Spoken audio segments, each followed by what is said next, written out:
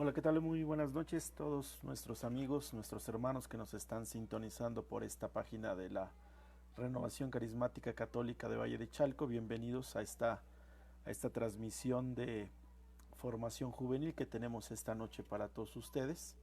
Sean cordialmente bienvenidos a este nuevo día de transmisión, este día 5 de junio del 2020. Pues estamos con ustedes aquí en la página de la renovación para pues hoy compartir una nueva eh, una nueva una nueva enseñanza, una nueva temporada. Saludo a quienes ya se están conectando, bienvenidos a cada uno de ustedes, a los que ya están por ahí llegando, Ale, Roblero, Rafita, bienvenidos todos ustedes. Y pues vamos a hoy iniciar una segunda temporada, por llamarlo de alguna forma. La semana pasada concluimos la primera parte, que fue la preparación para Pentecostés, y hoy vamos a iniciar una segunda temporada que tiene que ver con el conocimiento bíblico. Vamos a participar durante 7 semanas, 7 semanas para conocer nuestra Biblia.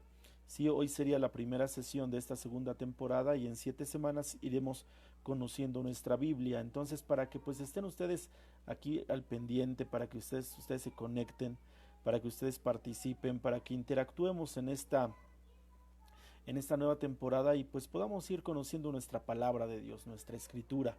¿Sale?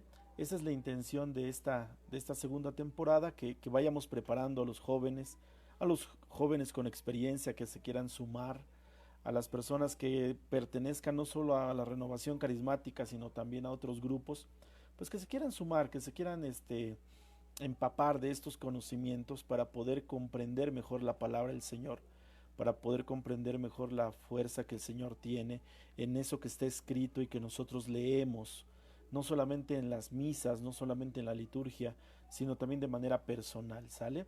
Entonces, pues están cordialmente invitados a esta segunda temporada que se llama Conociendo mi Biblia, y que, bueno, trataremos de conocimientos bíblicos que podamos ir aprendiendo, que podamos ir dando así a todos, exactamente a todos, ¿no? Pues entonces les doy la más cordial bienvenida a esta nueva temporada, a esta primera enseñanza que se llama Conociendo mi Biblia. Saben ustedes que si tienen alguna algún comentario, pues pueden subirlo aquí a través del chat de la transmisión. Alguna pregunta, pues también la pueden subir. Y sobre todo que nos quedemos sin dudas, que podamos hoy aprender y las dudas las dejemos atrás y la ignorancia se quede atrás, para que podamos hoy realizar una formación centrada precisamente en eso, en la palabra de nuestro Señor. Amén. Pues vamos entonces a ir entrando en materia, vamos a entrar ya a empezar a calentar motores, eh, partiendo de varias preguntas que podemos hacer y que nos van a ayudar para caminar. ¿Tú qué tipo qué versión de Biblia tienes? ¿Qué versión de Biblia ocupas? Eh, es importante saber que nuestra Biblia tiene diferentes versiones y que tenemos que leerla y que tenemos que estudiarla y que tenemos que analizarla también, pero vamos a hacerlo de la forma más correcta, de lo que marca el magisterio de la Iglesia Católica, de la forma en la que pues podamos nosotros comprender el mensaje del Señor y podamos a través de nuestra palabra pues entrar en esa comunión con el Señor, ¿sale? Esa es la intención. Es la intención clara que tenemos, esa es la intención que hoy queremos hacer. También te invito a que compartas esta transmisión, la compartas con todos tus hermanos, con tus conocidos. Ay, compártela en tus redes sociales, compártela en cada nada más dale compartir ahí en tus redes sociales y que todos los demás sepan que estamos hablando hoy de la palabra del Señor, ¿sale? Pues bien, vamos entonces a comenzar, vamos a dar inicio esta, esta noche a esta precisamente nueva temática. Y te decía yo, ¿qué tipo de versión de Biblia tienes? ¿Sí? ¿Qué tanto la conoces? ¿Qué tanto te apoyas en ella para comprender la palabra del Señor, ¿no? Entonces, el tema de hoy es conociendo mi Biblia y vamos a empezar eh, por una parte. Mira, esta parte es bien importante porque es el centro el centro de nuestra fe católica, es el centro de lo que nosotros hacemos como católicos. Y esto me gustaría que te lo aprendieras bien, no solamente para el día de hoy, sino porque es la parte primordial de nuestra fe. Y estamos hablando de palabra y Eucaristía, que son los grandes tesoros que tenemos como Iglesia Católica. Palabra y Eucaristía, que no están ni divididos ni separados, sino que van juntos, porque ambos pertenecen a Cristo, ambos pertenecen a Jesús. La palabra misma es Jesucristo y la Eucaristía es Jesucristo. Entonces Jesucristo está presente en la palabra y Jesucristo está presente en la Eucaristía. Algo indudablemente valiosísimo para nuestra fe católica. Jesucristo está presente en ambas. Jesucristo presente en la palabra, Jesucristo presente en la Eucaristía. Y esto lo vamos a discernir a la luz del magisterio de la Iglesia, a la luz de una constitución dogmática que fue escrita en el Concilio Vaticano II, que se llama Dei Verbum. Dei Verbum significa palabra de Dios, exactamente. Y en Dei Verbum nos da la Iglesia Católica la directriz para poder leer de manera correcta la palabra del Señor. Nos dará la directriz la Iglesia Católica de poder comprender cuál es la forma correcta de estudiar la palabra del Señor para evitar cualquier tipo de error, para evitar cualquier tipo de interpretación equivocada, para no hacer mal uso de la palabra del Señor, no usar de forma distinta la palabra del Señor, ¿no? Entonces, palabra y Eucaristía son dos elementos importantes y centrados de nuestra fe católica, ¿sí? Y palabra y Eucaristía, si tú recuerdas, en la misa se viven estos dos preciosos momentos, la liturgia de la palabra y después la liturgia de la Eucaristía, ¿sí? Entonces la misa está dividida en esas dos grandes liturgias. Primeramente la liturgia de la palabra, donde se hace, que comienza desde la procesión inicial, se hace con los cantos iniciales del Señor ten piedad, del Gloria, la oración colecta al inicio, y después se da parte a la lectura de la palabra del Señor. Y en esta liturgia, en este caso liturgia, la primera liturgia que sería la liturgia de la palabra, encontramos que en la misa se lee los domingos, primera lectura, un salmo, segunda lectura y el Evangelio, correspondiendo la primera lectura generalmente a una lectura del Antiguo Testamento, a excepción de hoy, de este tiempo del Pentecostés, que se ha leído, más bien desde el tiempo de Pascua, que se ha leído lectura de los Hechos de los Apóstoles, luego un salmo, luego la segunda lectura que se toma del Nuevo Testamento, de las cartas, y el Evangelio. Esta primera parte de la misa, que es la liturgia, precisamente la liturgia de la palabra, es Cristo palabra, la parte central. Es donde nosotros escuchamos el mensaje del Señor, donde escuchamos la palabra del Señor, y entonces en esa palabra nosotros nos alimentamos. Y después termina la liturgia de la palabra y se da inicio a la liturgia eucarística. Y evidentemente la liturgia eucarística es la que nos prepara, para recibir a Jesús Eucaristía. Es donde el sacerdote ahora hace precisamente la preparación desde las ofrendas para que después se llegue al momento de la epiclesis, que es la invocación del Espíritu Santo, y llegue el momento de la transubstanciación, que es conversión del pan en el cuerpo del Señor y del vino en la sangre del Señor. Entonces, esta es la parte de la liturgia eucarística que tenemos dentro de la misa. Y entonces, si te das cuenta, en este sentido, palabra y Eucaristía están íntimamente ligados porque ambos son Jesús. La palabra es Cristo y la Eucaristía es Cristo.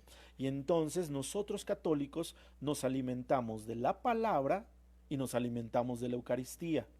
Tenemos que conjugar esos dos alimentos, ¿sí? Es bien importante conjuntar estos dos alimentos. Alimentarnos de la palabra y alimentarnos de la Eucaristía nos da precisamente un alimento completo, un alimento total, un alimento donde nosotros recibimos la plenitud de Jesús porque estamos alimentándonos de esos dos elementos importantísimos.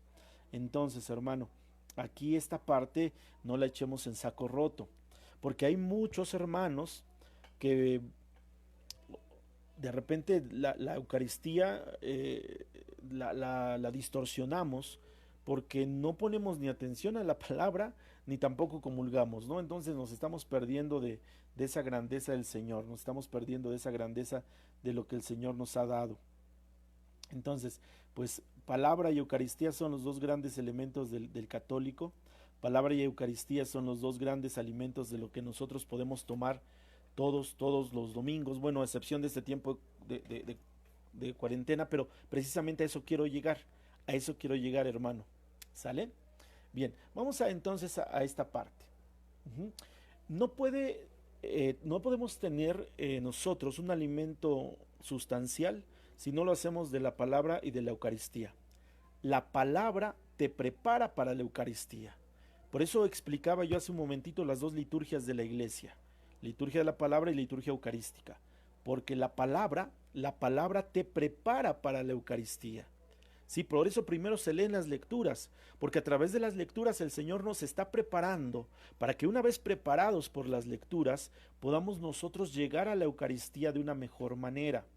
Entonces, ahí está precisamente, fíjate, Jesús, la palabra, el verbo, el logos, del cual nos habla el Evangelio de San Juan capítulo 1, versículo 1, que dice que la palabra estaba con Dios, que la palabra era Dios y que por medio de la palabra se hicieron todas las cosas, nos está hablando de Jesucristo palabra. Luego Jesucristo se encarna en la Virgen María y se hace hombre. Sale entonces la palabra, se hizo hombre y habitó entre nosotros, Juan 1:14. Y después el hombre se hizo pan en la última cena, es decir, Jesucristo nos da su cuerpo donde Él existe, donde Él vive de manera real. Por eso entonces palabra y Eucaristía son inseparables. El mismo cuerpo del Señor y la misma palabra del Señor se conjugan en la Eucaristía, en la misa. Entonces, por eso es importante vivir y alimentarnos de la palabra y de la Eucaristía. Cuando vayas a misa hay que poner atención a la palabra y hay que participar del banquete eucarístico para que entonces recibas precisamente a ese Cristo pleno, a ese Cristo completo. ¿Sí? Entonces, un católico tiene que prepararse para la lectura de la palabra, un católico tiene que prepararse para leer la palabra, para comprender la palabra, para entender el mensaje, pero también de alimentarse del cuerpo. Si nada más te alimentas del cuerpo del Señor está bien, pero si no te alimentas de la palabra, entonces estás recibiendo solamente una parte de Jesús y no estás recibiendo el completo de Jesús. ¿Sí? Esto es un elemento importante. Y alguien me va a decir que estoy loco o que estoy hereje porque estoy diciendo esto, ¿verdad? Porque no va a faltar alguien que por ahí diga, oye, hermano, estás diciendo herejías, como si yo comulgo y no leo la Biblia, entonces estoy recibiendo la mitad de un Cristo. No estoy diciendo que recibas la mitad, estoy diciendo que recibes a un Cristo, pues que no está en plenitud contigo. Vamos a explicar esto. La Constitución Dogmática Dei Verbum, que te digo que surge con el Concilio Vaticano II, dice, en el numeral 21, la Iglesia ha venerado siempre las Sagradas Escrituras, al igual que el mismo cuerpo del Señor, no dejando de tomar de la mesa y de distribuir a los fieles el pan de la vida, tanto de la palabra de Dios como del cuerpo de Cristo, sobre todo en la liturgia. Entonces, a ver, aquí la Constitución Dogmática Dei Verbum es bien clarita, es bien clarita. La Iglesia siempre ha venerado a las Sagradas Escrituras al igual que el mismo cuerpo del Señor. Entonces, tiene tanto valor la palabra como tiene tanto valor el cuerpo del Señor. ¿Sí? Tiene tanto valor igual la palabra que el cuerpo del Señor. Por eso te digo que es la plenitud del Señor leer la palabra y recibir su cuerpo. Por eso en la misa hay una liturgia de la palabra para que te alimentes de esa palabra viva, y también hay una liturgia eucarística para que te alimentes del cuerpo del Señor. Entonces, si tú nada más vas a la misa, pero no atiendes a la palabra, aunque comulgues, no estás recibiendo la comunión plena de Cristo. Y esto va contra todos aquellos que no leen la palabra, aquellos que se conforman con comulgar el dominguito, y yo ya comulgué el dominguito y pienso que ya estoy bien. No, recibo la palabra y la palabra me prepara para la escritura. perdón, para la Eucaristía. La palabra, la escritura me prepara para la Eucaristía. Entonces, la constitución dogmática de Verbum es clarita. Las Sagradas Escrituras se han venerado igual que el cuerpo del Señor dentro de la Iglesia Católica. Ahora, para estos momentos de cuarentena, para estos momentos donde ha suscitado esta cuarentena, fíjate que al inicio de esa cuarentena y durante el transcurso, muchos empezamos a añorar la misa, ¿no? La comunión. Y de repente surgió una corriente que se comentó en redes sociales, donde había un grupo de personas, un grupo de predicadores, un grupo de servidores de la iglesia que empezó a poner ahí entre sus diferentes post, devuélvanos la misa, queremos la misa, vuelvan a abrir los templos porque queremos estar en la misa. Y empezó una corriente a presionar a los obispos y a los sacerdotes porque pensaban o porque daba a entender que los sacerdotes y los obispos nos habían retirado la misa, cuando no fue así. Cuando lo que sucedió fue que por disposiciones sanitarias la misa se iba a celebrar de una manera diferente y ahora pasaba a ser de una misa pública a una misa privada, pero la misa no se dejó de celebrar. El cuerpo de Cristo seguía en los altares y muchos católicos se desgarraron las vestiduras porque no había misa, porque no podían comulgar, porque las iglesias estaban cerradas, pero en realidad sí había misa y se transmitieron y se siguen transmitiendo por redes sociales.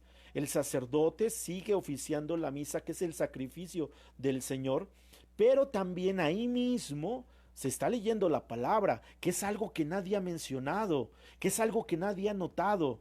Sí, si tú no puedes acudir a la misa porque no podemos por la pandemia, sí puedes tener en tu casa una Biblia y alimentarte de la palabra del Señor. Y entonces también estás comulgando porque así nos lo dice Dei Verbum.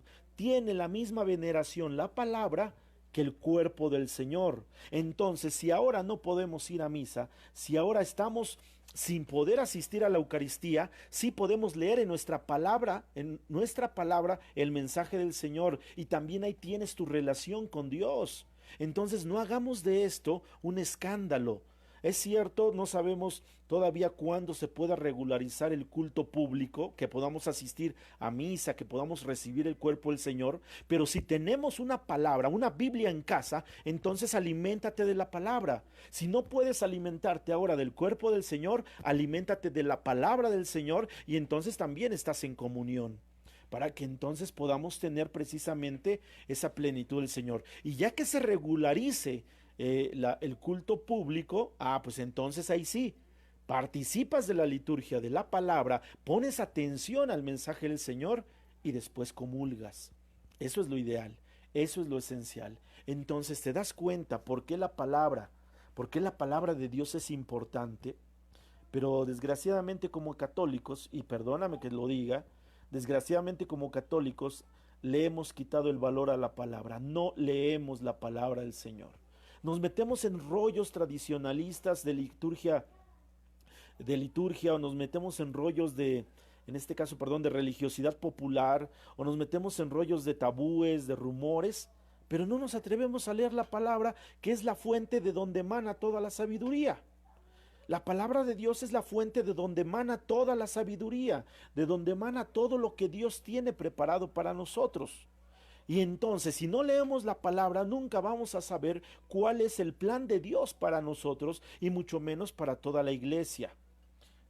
Entonces, aquí, hermano, hay que ponernos a leer nuestra palabra, hay que comprender la palabra, porque sí, como católicos le hemos dado un segundo valor.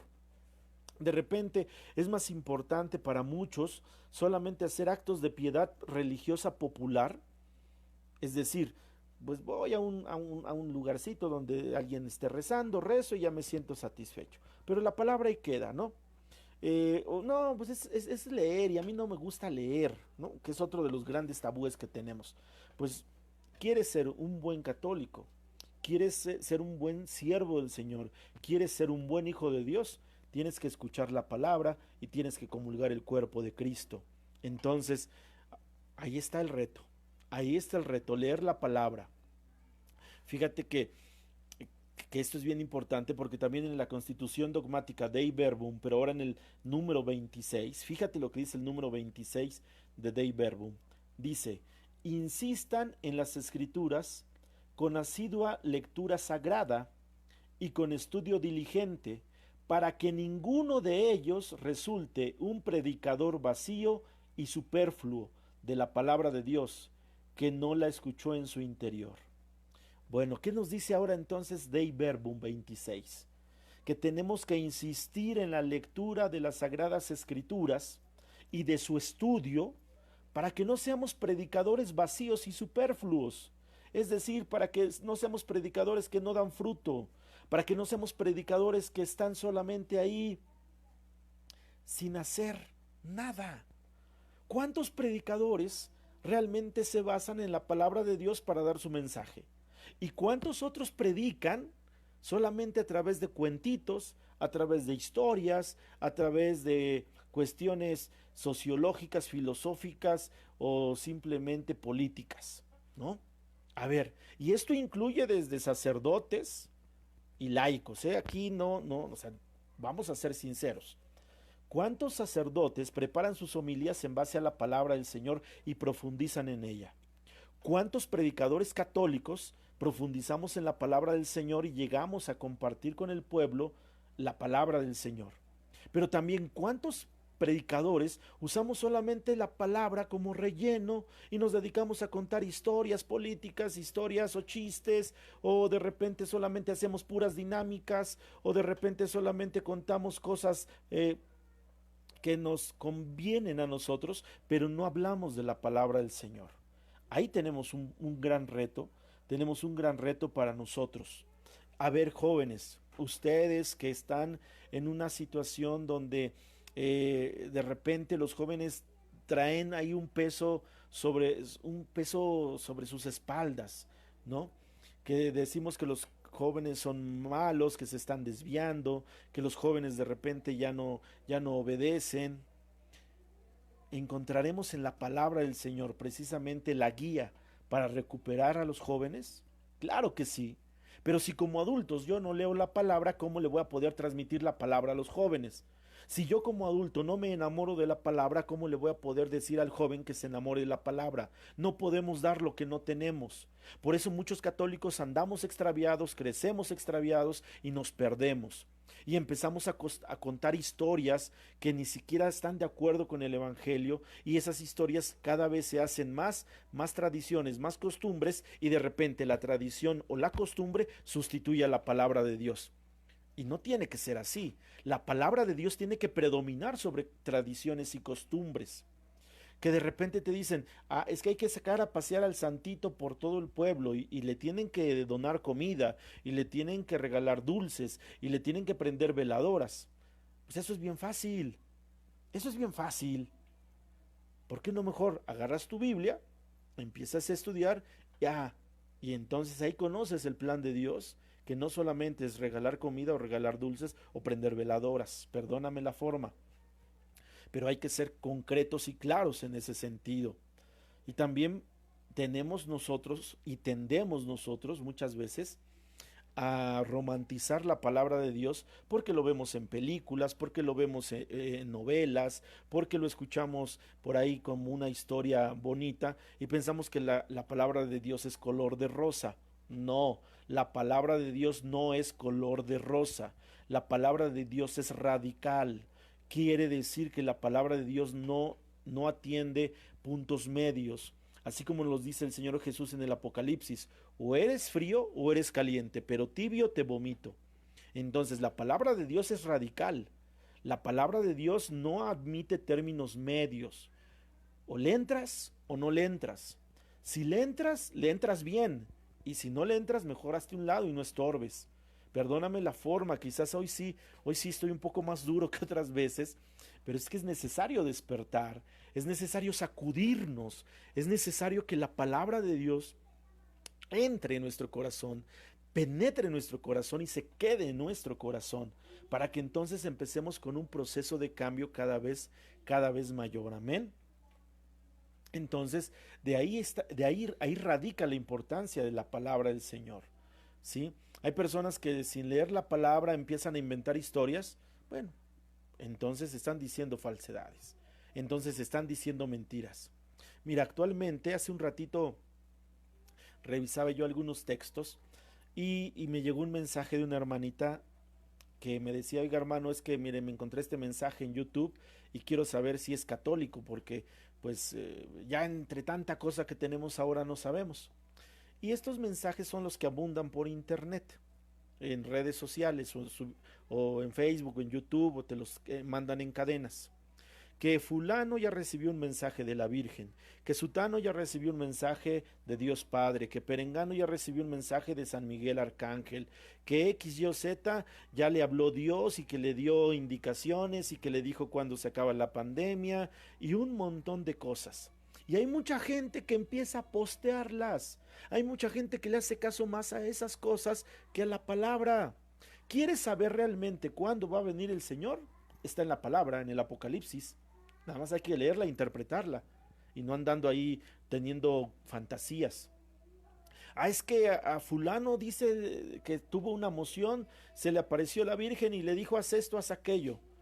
¿Quieres saber cuál es el plan de salvación del Señor? Aquí está la palabra, ¿sí? Es decir, no andemos inventándonos rumores, ni apariciones, ni mensajes que ni siquiera tienen nada que ver.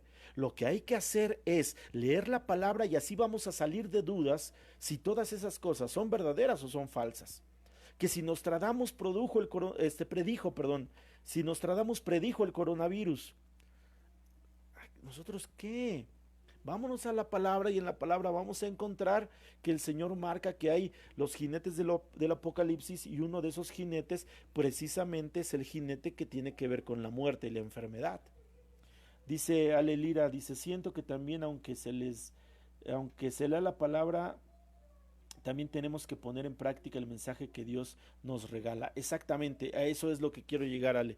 O sea, leer la palabra para que se quede con nosotros y esa palabra dé fruto en nosotros. ¿Sí? La palabra no la vas a leer hoy y hoy en este mismo momento vas a dar fruto. No, la palabra la tienes que leer hoy, la tienes que releer mañana, la tienes que volver a leer pasado mañana y entonces en ese proceso es como va a ir dando fruto, en ese proceso es como va a ir caminando la palabra. Por eso es necesario que nos empapemos de esa palabra del Señor. Por eso es necesario que ese mensaje se vaya dando y nosotros vayamos caminando con lo que vamos leyendo de la palabra. Amén. Bien, ahora, bueno, vamos a empezar. Ya vimos la importancia de leer la palabra. Si alguien tiene una duda, algún comentario, con toda confianza, súbalo aquí al chat de la transmisión. Espero que haya quedado comprendida la importancia de tener la palabra, de leerla, de llevarla a nuestro corazón para que de nuestro corazón brote una actitud nueva, una actitud creativa, una actitud triunfante. Ahora, ¿qué significa la palabra Biblia? Porque todos hablamos de Biblia. Todo el mundo decimos, vamos a leer la Biblia. Es que la Biblia dice, es que en la Biblia encontré. Pero ¿qué significa la palabra Biblia? La palabra Biblia en sí significa biblioteca. Eso es lo que significa la palabra Biblia. La palabra Biblia viene del griego biblos, que significa libros, libros en plural. Entonces, la palabra Biblia en realidad es una biblioteca, es decir, es un grupo, una serie de libros que se nos ha dado como palabra sagrada de Dios, ¿sí? Eso lo vamos a ir revisando en el transcurso de esta nueva temporada. ¿Sale? Entonces, para que vayamos poniendo atención y no nos pierdamos ningún capítulo, dirían ustedes por ahí, si podemos entenderlo como son las series en televisión, ¿no? Entonces, la palabra Biblia significa biblioteca, es decir, un conjunto de libros, una serie de libros que que se nos ha dado como palabra sagrada, como palabra de Dios. ¿Sale? Bien, vamos a empezar entonces desde lo más pequeño para ir profundizando hasta llegar a lo más grande. ¿Sí? Ese es el caso de esta enseñanza. ¿Sí? Empezamos desde lo más pequeño para llegar a lo más grande. Entonces, Biblia significa biblioteca, ¿sale? Conjunto de libros, serie de libros. Amén. Ahora, estos libros de la Biblia católica tiene 73 libros. 73 libros en total. 46 corresponden al Antiguo Testamento y 27 corresponden al Nuevo Testamento, ¿sale? Entonces, la Biblia católica tiene 73 libros, 46 del Antiguo Testamento y 27 del Nuevo Testamento. Ojo, esos libros no se escribieron todos al mismo tiempo, no, no los hizo una sola persona, los inspiró el Espíritu Santo sobre una persona, pero los escribió una persona distinta en tiempos distintos, en momentos distintos. Y la iglesia a través del tiempo, primeramente el pueblo judío a través del tiempo, los fue compilando. Y después ya la iglesia compiló la totalidad. Es decir, de forma gradual se fueron escribiendo, de forma gradual el pueblo de Dios, el pueblo de Israel, los fue compilando. Y después la iglesia, una vez que Cristo la instituye, compila los libros del Antiguo Testamento y compila los libros del Nuevo Testamento. Pero repito, no fueron escritos en una misma temporada, ni en una misma época, ni con un mismo autor. Todos por inspiración del Espíritu, pero en situaciones distintas, temporadas distintas, momentos distintos. ¿Sale? Entonces, estos libros, bajo esa perspectiva, quiere decir que están hechos para todos los tiempos. Esos libros entonces quiere decir que están influenciando a todos los tiempos, ¿sale? Esos libros entonces tienen esa influencia grande sobre todos los tiempos. Ahora, muchos de esos libros se transmitieron primeramente de forma oral, es decir, de generación en generación, de padres a hijos, de manera oral. Así fue como lo pidió el Señor en su principio. Le dijo a los judíos: enséñale a tus hijos estos mandamientos, que no se les borre ni de su corazón ni de su mente. Enséñenselos a sus hijos y estos hijos a sus hijos. Y entonces los primeros libros fueron de tradición oral, venían de padres a hijos. Cada padre era responsable, cada papá, varón, era responsable de enseñarle esos libros a sus hijos, y esos hijos, cuando crecieran y tuvieran hijos, eran responsables de enseñárselos a sus hijos. Y entonces esos primeros libros fueron por tradición oral, ¿sale? No fueron escritos de manera inmediata, fueron de generación en generación, hasta que alguien se habla de que fue pasado el tiempo de Moisés. Pasado el tiempo de Moisés fue cuando empezaron a recopilarse ya de manera escrita, ¿sale? De manera escrita, pero primero fueron de forma oral. ¿Ok? Entonces, para que nos quitemos alguna idea de que la Biblia tiene que leerse de corrido, no. La Biblia tampoco se lee de corrido como si fuera una novela, no. La Biblia no se lee de corrido. Esto lo vamos a explicar en siguientes transmisiones. Pero de entrada les digo, la Biblia no se lee de corrido como si fuera una novela, porque como les digo, fueron escritos tiempos distintos, momentos distintos, situaciones distintas. ¿Sale? Entonces, ahí vamos a encontrar claves para poder entender la palabra del Señor. Bien, ahora, la Biblia, les digo que es el nombre genérico, el nombre general, que significa biblioteca. ¿Sale? Pero también la Biblia, por ser palabra de Dios, recibe otros nombres. Bien, ¿cómo se le nombraba a la Biblia en el Antiguo Testamento? Estoy hablando de esos 46 libros del Antiguo Testamento. Evidentemente no hablamos de una Biblia completa en el Antiguo Testamento. Hablamos del Antiguo Testamento de 46 libros. ¿Cómo se les conoce a esos 46 libros del Antiguo Testamento? Se les conoce como la ley. Cuando alguien diga la ley, se refiere al Antiguo Testamento. Cuando alguien diga los profetas, se refiere a los profetas del Antiguo Testamento. Cuando alguien diga los escritos, se refiere a los escritos del Antiguo Testamento. Y también se le conoce como la ley y los profetas. ¿Sale? Con esos términos se conoce a los libros del Antiguo Testamento. Ahora, ya a los libros completos del Antiguo Testamento y del Nuevo Testamento, es decir, a los 73 libros, se les puede llamar las Sagradas Escrituras, la Sagrada Escritura, la Escritura, Palabra de Dios, el libro sagrado o solamente la palabra. ¿Sale? Entonces, por Biblia vamos a entender cualquiera de estos términos, pero vamos a entender que Biblia se refiere a los 73 libros totales. ¿Sale? aunque puede decirse Sagradas Escrituras, la palabra de Dios, los escritos sagrados, etcétera.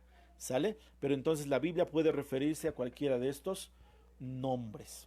¿Ok? Hasta aquí espero que vayamos bien, espero no tengan dudas, espero vayamos caminando bien con la palabra de Dios, con la palabra del Señor. Ya saben, nuevamente si hay dudas o comentarios, mándenmelos ahí por un mensajito del chat y si hay dudas las respondemos con todo gusto. Ahora, en la Biblia, como, como este, como una enseñanza general, como una enseñanza total, vamos a encontrar 4 personas que intervienen directamente en la Biblia, ¿sí? 4 personas. Alguien me va a decir, bueno, pues si hay muchas personas que hay ahí, hay muchísimos, sí, pero en sí son 4 personas las protagonistas de la Biblia. La primera persona y la más importante que encontramos es Yahvé o Dios. Yahvé, que significa yo soy el que soy, ¿sí?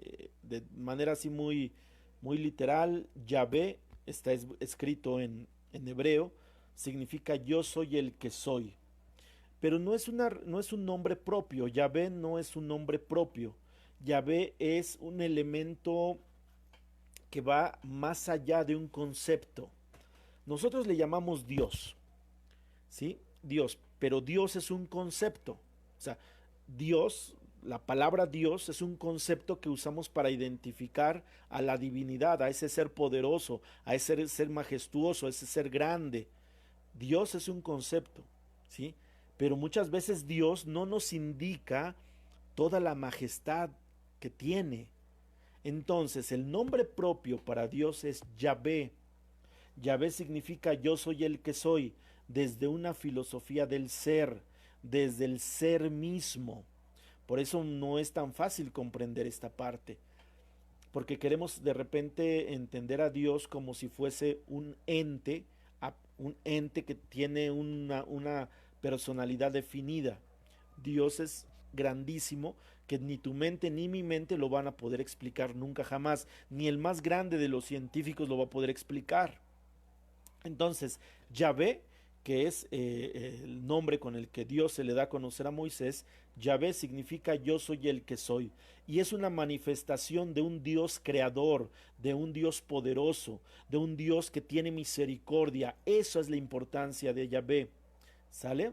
Entonces, Yahvé es un principio generador de vida, Yahvé es un principio de sanidad, Yahvé es un principio de amor, Yahvé es un principio de misericordia, Yahvé es un principio de paz, Yahvé es un principio de gratitud. ¿Sí? Entonces, ¿queda claro lo que significa Yahvé? Es decir, es más grande de lo que tú y yo imaginamos, es más poderoso de lo que tú y yo pensamos. Por eso Yahvé no se puede traducir tan fácilmente. Los antiguos judíos, los del Antiguo Testamento, no podían pronunciar el nombre de Dios. De entrada, el hebreo no usaba vocales, ¿sí? En el idioma hebreo no se usaban vocales. Se usaban solamente 4 letras para, en este caso, definir el nombre de Dios. La Y, la H, la W y la H. A estas 4 letras se le conoce como el tetragramatón, es decir, las 4 letras que conforman el nombre de Dios. Y, H, W, H. No existían, en este caso, las vocales en el idioma hebreo original. Entonces el judío cuando escribía Dios o Yahvé lo hacía solamente con el tetragramatón, con 4 letras, Y, H, W, H. ¿Sale? Entonces, cuando el judío iba leyendo las escrituras y se encontraba con estas 4 letras, no podía pronunciar Yahvé porque el nombre de Yahvé es un nombre sagrado, un nombre santo que unos labios impuros no pueden pronunciar por esa grandeza. Fíjate, por eso dice un mandamiento, no jurarás el nombre de Dios en vano. El judío lo tomaba tan literal porque no quería profanar con una boca pecadora el nombre de Dios. Entonces, ¿qué hacía el judío cuando se encontraba en la lectura el nombre de Yahvé? Lo cambiaba y en vez de decir Yahvé le daba un calificativo. Por ejemplo, el Señor, ¿sí? El Eterno, Adonai, el bendito, ¿sí? Entonces, el judío no profanaba el nombre de Yahvé, pero le daba un sustantivo que lo pudiera identificar. Por ejemplo, el Señor. El Señor es la forma más común en la que conocemos a Dios también, ya de una forma literalizada al español, el Señor Dios, el Señor dándole a Dios un lugar más alto que el que nosotros podemos conceptualizar, el Señor, ¿sí? Pero también, por ejemplo, eh, se podía leer él, así, la palabra él en hebreo significa Dios, ¿no? Y él es el nombre más antiguo de Dios junto con el nombre de Elohim. Elohim es la forma en la que se le nombraba a Dios en los primeros libros del Génesis. Básicamente en el libro del Génesis, Elohim, es decir, el Señor, el Dios el primero, ¿sale? La forma para que el judío lo pudiera reconocer y no profanar el nombre de Yahvé. Pero también existía el Shaddai, por ejemplo.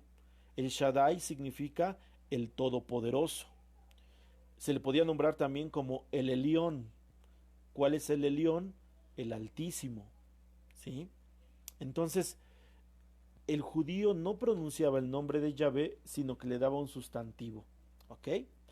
Luego, entonces, eh, entonces, ¿qué sucede cuando alguien me va a decir, bueno, y entonces Jehová, ¿qué onda? ¿De dónde surge Jehová? Hay muchos católicos que nombran a Dios como Jehová. Fíjate, muchos católicos dicen que Dios es Jehová. No. Jehová es una mala interpretación de Yahvé, una mala traducción de Yahvé. Te voy a tratar de explicar rápido esto. Te decía yo que el hebreo no tiene vocales y entonces Dios se escribía con 4 letras, YHWH. Posteriormente, ya en tiempos de Martín Lutero, para poder distinguir el hebreo, para poder, bueno, no de Martín Lutero, sino más atrás, pero esta técnica la tomó Martín Lutero. Para poder distinguir las vocales, entonces al idioma hebreo se le fueron colocando puntitos alrededor de las letras para que se pudieran leer como vocales, ¿sale? Para que fuera una lectura como vocales. Bueno, entonces para poder leer el nombre de Yahvé con vocales, se intercalaron entre las letras YHWH, se intercalaron las letras vocales de la palabra Señor, ¿sí? De la palabra Señor. Y entonces así es como surge el nombre de Yahweh, que sería la traducción más correcta, Yahweh. Pero ya con Martín Lutero, la traducción de Yahweh se fue deformando hasta quedar en una traducción de Jehová, ¿sí? Jehová, que era una forma más simple de entenderlo. Y entonces Martín Lutero tradujo Yahvé por Jehová porque se le hizo más sencillo al interpretar la literalidad. Algo curioso es que las nuevas versiones cristianas evangélicas de la Biblia ya están traduciendo, en lugar de Jehová, están traduciendo como Yahvé. Algunos predicadores, algunos teólogos, algunos pastores evangélicos están traduciendo como Yahvé ya en lugar de Jehová porque se dieron cuenta del error de traducción. ¿Sale? Entonces, de las personas de la Biblia, la primera que aparece, la más importante, es Yahvé, Dios, yo soy el que soy. Y evidentemente quien está junto a Yahvé sería la segunda persona, que sería Jesucristo. Evidentemente es Jesucristo esa segunda persona de importancia en la Biblia, no porque valga menos que Yahvé, no, sino porque, bueno, por orden cronológico, primero aparece Yahvé y luego aparece Jesús, pero de hecho Jesús y Yahvé es el Padre y el Hijo, la misma condición de Dios en los dos. Entonces Jesús viene porque es la palabra y evidentemente la Biblia es Jesucristo mismo quien te está hablando, y en Jesús encontramos a esa segunda persona que junto con el Espíritu Santo hacen entonces la Santísima Trinidad, el Padre, el Hijo y el Espíritu Santo como las principales personas de la Biblia. Entonces encontramos en la Trinidad las, las tres divinas personas como personas de la Biblia. El Padre en el Antiguo Testamento, Jesucristo en los cuatro evangelios y el Espíritu Santo del Pentecostés hasta la fecha. Entonces, la Biblia nos está hablando de las tres personas, Padre, Hijo y Espíritu Santo, en sus tres momentos de importancia, en sus tres momentos que aparecen. Entonces, el Padre, el Hijo y el Espíritu Santo evidentemente tienen ahí la presencia de Dios en la Biblia. Dice Verónica Palomeque, sí es cierto lo que he escuchado con algunos hermanos formadores. Gloria a Dios, bendito sea su nombre. Y entonces, ¿quién sería otra persona importante en la Biblia? ¿Quién crees tú que sea? Si te decía yo que nada más eran tres. Bueno, vamos a aumentarle a cinco. Ya son tres. Tenemos al Padre, al Hijo y al Espíritu Santo. ¿Quién sería la cuarta persona en importancia? Es el género humano. El género humano representado por Adán y Eva. Porque la Biblia está escrita para todo el género humano. No nada más para los católicos, sino para todos. Para los católicos, para los evangélicos, para las personas que profesan una religión oriental, para las personas que son ateas, para las personas que están a lo mejor en un proceso de decidir qué fe adoptan. Es decir, la Biblia tiene como una persona importante a todo el género humano. La Biblia está escrita para todos los hombres, para todas las mujeres, sin importar condición social, sin importar situación económica, sin importar situación de edad. La Biblia es general para todos, está escrita para todos. Todos tenemos acceso a la Biblia, pero, quien nos da las pautas para una interpretación correcta es la Iglesia Católica. ¿Sale? Eso es lo importante. Todos tenemos acceso a la Biblia sin importar nuestras condiciones, pero la directriz para su correcta interpretación la ha dado la Iglesia Católica, porque ha sido la Iglesia Católica con la que nace precisamente la Biblia. De hecho, primero nació la Iglesia en el Pentecostés, y la Biblia nació como tal hasta el año 394 en el Concilio de Calcedonia, cuando se dieron como válidos los 76 libros canónicos de la Biblia. Entonces primero nació la Iglesia, y la Biblia ya después recibe el reconocimiento hasta el año 394 como ya libros inspirados, libros canónicamente válidos como palabra del Señor. Entonces esto es importante. El género humano es otra persona que interviene en la Biblia, y ese género humano lo podemos definir de dos maneras. Primeramente, el pueblo de Dios, que es el pueblo judío, que es el pueblo del Antiguo Testamento, y posteriormente la Iglesia, que es la que funda Jesús, y que con Jesús nace la Iglesia en Pentecostés. Entonces, póngame atención, hermano, fíjese, el Padre, Yahvé, rescata a un hombre llamado Abraham y le dice, tú vas a ser el padre de un gran pueblo. Entonces el Padre le pide a Abraham que sea el padre de la fe. Dios quería un pueblo, y por eso recogió a Abraham, y de Abraham nació el pueblo judío. Luego Jesucristo quería una iglesia, y Jesucristo escoge a Pedro, y sobre Pedro funda la iglesia. Entonces fíjate esta analogía: el Padre con Abraham funda el pueblo de Israel, Jesucristo con Pedro funda la Iglesia Católica. Entonces a eso se refiere el género humano, que el género humano está en el pueblo de Dios y el género humano está en la Iglesia Católica. ¿Sale? Y la quinta persona que conforma la Biblia, ¿quién crees que sea? ¿Quién crees que sea? Dice Diamante Vázquez Cruz, mamita María. No, María viene como parte del pueblo de Dios, como parte del pueblo judío y como madre de la iglesia. Pero aparte, la última persona, ya dijimos que fue el Padre, el Hijo y el Espíritu Santo, las tres personas más importantes de la Biblia. Luego viene todo el género humano, todos los hombres y todas las mujeres. Ahí caben María, José y todos los santos. ¿Quién es la quinta persona que cabe en la Biblia? Toma un espejo, saca el espejo y póntelo frente a ti. Y a quienes veas en ese espejo, esa es la quinta persona que vive en la Biblia, que está dentro de la Biblia. ¿Quién va a aparecer en el espejo? Evidentemente tú, evidentemente yo. En la Biblia, aunque no aparezca tu nombre tal cual, tú estás metido en la Biblia, porque eres hijo de Dios, porque eres parte del pueblo de Dios, porque eres parte de la iglesia. Verónica Palomé que pregunta cuál es la mejor traducción. Ahorita te la comento más adelante, la comento. Entonces, la quinta persona en importancia en la Biblia eres tú.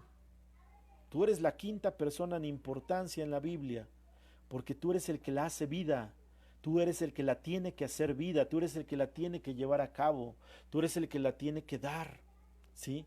Podemos nombrar a todos los jueces, a todos los profetas, a todos los héroes, a todos los villanos en la Biblia, pero todos ellos y nosotros somos iguales. Todos estamos llamados a lo mismo, a llevarla a la práctica, incluida María, incluido José, incluido todos los santos bíblicos. ¿Sí? Entonces, la quinta persona en importancia en la Biblia eres tú y soy yo. ¿Sale? Somos lo quinto. Primero es el Padre, el Hijo y el Espíritu Santo, luego el pueblo de Dios y la quinta persona eres tú. ¿Sale? Entonces tú eres la quinta persona en importancia dentro de la Biblia. ¿Sale? Como alguna vez les dije en un curso que daba, no vas a ver tu nombre ahí, yo no voy a ver ahí escrito José Luis Ruiz Gómez como uno de los profetas, no. No va a aparecer mi nombre como tal en un libro de los profetas, no. Pero lo que sí es bien cierto, que mi nombre está ahí, en el libro de la vida, si yo escojo a Jesús como mi Señor, mi Salvador, si acepto el don del Espíritu y si empiezo a caminar con ese Dios de amor, entonces mi nombre va a estar ahí en el libro de la vida, aunque yo no lo lea, aunque yo no lo pueda ver. Así es como ustedes lo están diciendo exactamente. Satanás también está ahí en ese Eric, pero Satanás está ahí como una criatura, o sea, no como un protagonista, sino como una criatura. Sale nosotros, así es, yo, correcto. Sale, entonces, ahí estamos en la Biblia, amén. Bueno, espero que con esto ya vaya quedando un poquito más claro lo que es el tema bíblico. Espero que con esto ya vayamos abriendo nuestra visión de este hermoso tema, de este gran tema que a mí en lo personal me apasiona, que a mí en lo personal me motiva, que a mí en lo personal me lleva mucho al estudio y evidentemente me compromete aún más en el amor y en el servicio a los demás hermanos, ¿sale? Ahora, esto ya lo saben ustedes, lo voy a mencionar para tratar de explicarlo de manera sencilla. La Biblia está dividido en dos partes, ¿sale? En dos partes está dividida la Biblia. Está dividida en Antiguo Testamento y en Nuevo Testamento. Esa es la división de la Biblia. Que si después la Biblia viene dividida en libros y cada libro se divide en capítulos y cada capítulo se divide en versículos, eso ya fue posterior, eso ya fue tiempo después. Te lo voy a explicar dentro de las transmisiones quién hizo eso, por qué lo hizo y para qué lo hizo. ¿Sale? Pero de entrada, la gran división de la Biblia son dos, Antiguo Testamento y Nuevo Testamento. Bien, en el Antiguo Testamento, primero la palabra testamento, a ver, que es una palabra que a lo mejor nosotros entendemos en términos actuales como herencia. No, no hay que entender el testamento de la Biblia como una herencia que se transmite de padre a hijo, nada más, no. La palabra testamento tiene un significado más bien de alianza, de pacto, de contrato, de convenio. Quiere decir esto que Dios hizo un pacto antiguo con un hombre y dice también que Dios hizo un pacto nuevo con otro hombre, ¿sí? Es decir, Dios hizo dos pactos, hizo dos alianzas, hizo dos convenios, hizo dos contratos, si es que así tú lo puedes llamar y entender mejor. Dios, Yahvé, hizo un pacto primero que se le llama antiguo, de ahí su nombre, Antiguo Testamento. El pacto antiguo, Dios Yahvé lo hizo con Moisés. Moisés es el profeta del antiguo pacto. ¿Y cuál era la misión de Moisés? ¿Cuál misión le encomendó Dios a Moisés? Liberar a su pueblo de la esclavitud en Egipto, llevarlo por el desierto hasta que llegaran a la tierra prometida, de donde mana leche y miel, y que Dios había destinado como propiedad del pueblo judío, del pueblo de Dios. Entonces, en esa antigua alianza, quien firma esa antigua alianza es Dios con Moisés.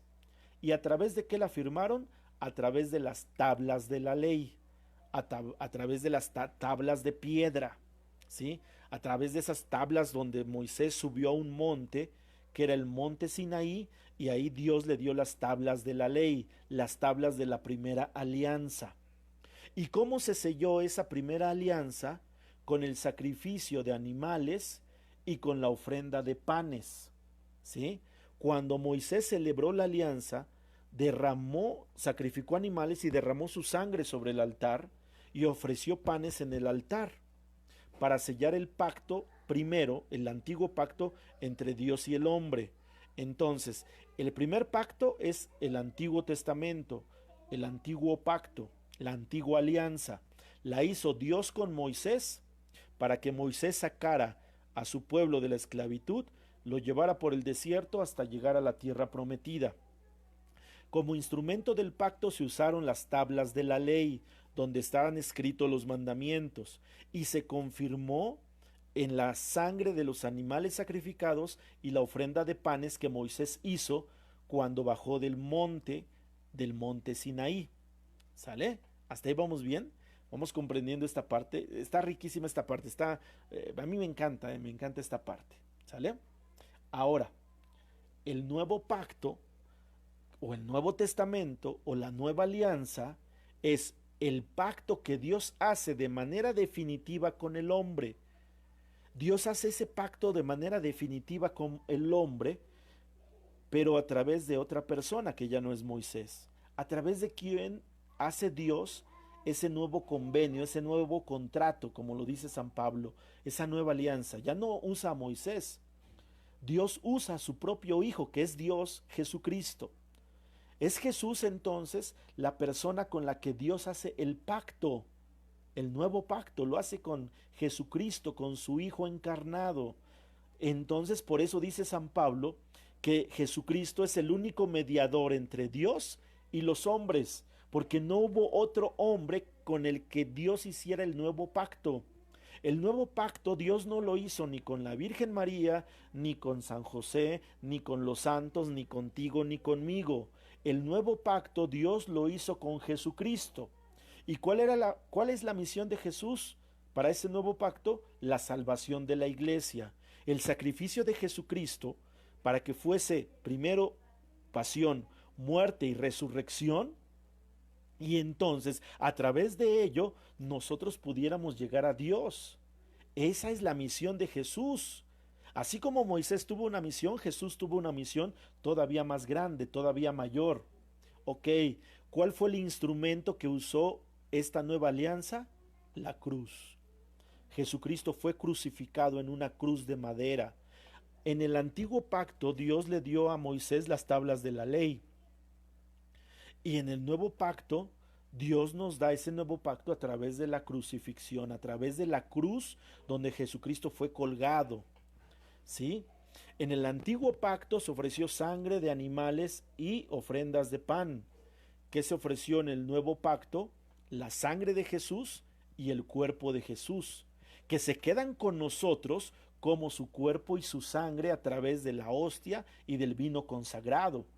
Pero entonces el nuevo pacto fue sellado con sangre de Cristo y con el cuerpo de Cristo. Muerto en la cruz, fue sellado el nuevo pacto. ¿Dónde se estableció el nuevo pacto? En el monte Calvario. El antiguo pacto se establece en el monte Sinaí, el nuevo pacto se establece en el monte Calvario. Encuentras entonces esa gran riqueza que hay para poder comprender el antiguo pacto y el nuevo pacto en sus condiciones de uno y en sus condiciones del otro. El pacto con Jesucristo es un pacto ya definitivo. El pacto con Jesucristo es un pacto ya eterno. Ya no va a haber otro pacto.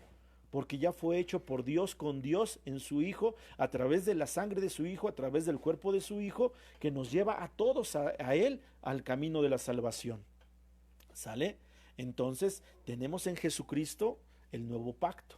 Por eso Jesús, cuando fue la última cena, dice el Evangelio de San Lucas que tomando la copa dijo: esta es mi sangre, sangre de la nueva alianza eterna derramada por ustedes. ¿Sí? Sangre de la alianza nueva, del nuevo pacto, sangre de la nueva alianza eterna, porque no se va a acabar ya, va a permanecer, derramada por todos los que creamos en Cristo, que somos la iglesia. Entonces, por eso la Biblia se divide en esas dos partes, Antiguo Testamento y Nuevo Testamento, ¿sale? Espero que vayamos comprendiendo esto, que vayamos partiendo de esto. Y pues ahí, si hay comentarios o dudas, pues ahí mándenmelos en su mensajito del chat, ¿sale? Ok, bueno, entonces con esto ya vamos encontrando una riqueza grande en lo que es la palabra del Señor, amén. Ahora, ¿en qué idiomas fue escrita la Biblia? Que es otra gran pregunta que muchas personas me han hecho. Bien, la Biblia fue escrita en 3 idiomas. Ya explicamos que se divide en dos, Antiguo Testamento y Nuevo Testamento. Bueno, y ya explicamos que los libros en los que fue escrita la Biblia, los que conforman la Biblia, fueron escritos en épocas diferentes por autores, por personas diferentes con un mismo autor que es el Espíritu Santo.